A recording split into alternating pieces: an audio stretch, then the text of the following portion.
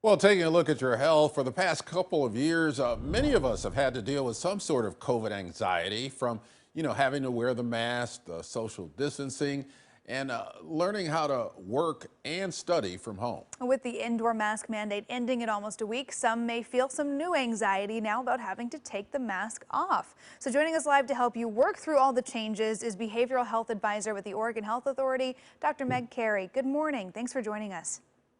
Good morning. Thank you so much for inviting me. As someone part of an organization that's hoping to share this news, I really appreciate the opportunity to acknowledge the impacts. Yeah, I mean, there have been lots of changes coming up here this spring after 2 years of constant changes. I feel like we've been saying for a while, oh gosh, can't wait to get back to normal. But now that we could be seeing masks coming back off, is it normal to feel a little anxious about it?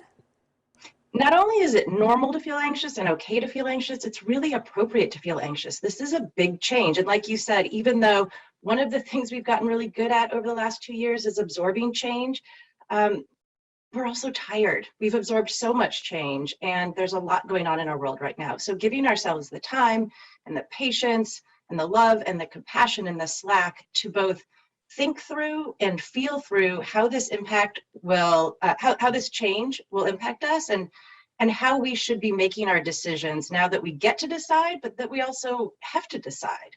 We were just talking about this morning, Emily and I, on, we've gotten so accustomed to wearing these masks, especially in crowded situations, like when we go out and we're involved with other people. So how do we adjust to not having to do that anymore? Right, and I want to acknowledge that this news is really welcome news for some of us, and for some of us this is unwelcome news, and some of us won't be changing our habits. So I think the first thing is to check in with yourself and figure out what your priorities are and what your needs are, as well as what the needs are for the people that you love, your community, your family, your loved ones. And so being able to advocate for yourself, and then also be able to support and to offer compassion to those people around us who make different decisions.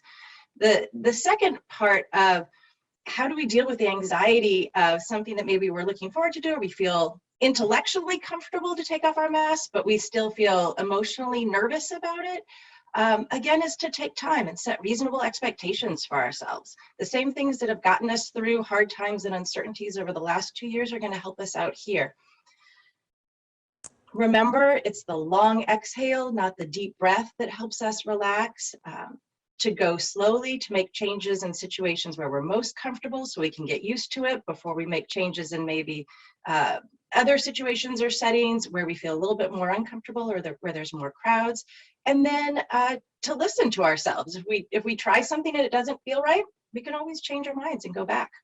You know, some of these conversations over the last couple of years have certainly gotten heated when you ask people about, why they may or may not want to wear a mask. What would you suggest to someone who, still wants to keep it on, but is truly feeling anxious about continuing to wear one? I appreciate that question. I think it's such an important one, not only for what we need to do and how we need to advocate for ourselves, but also how we can advocate for our community members.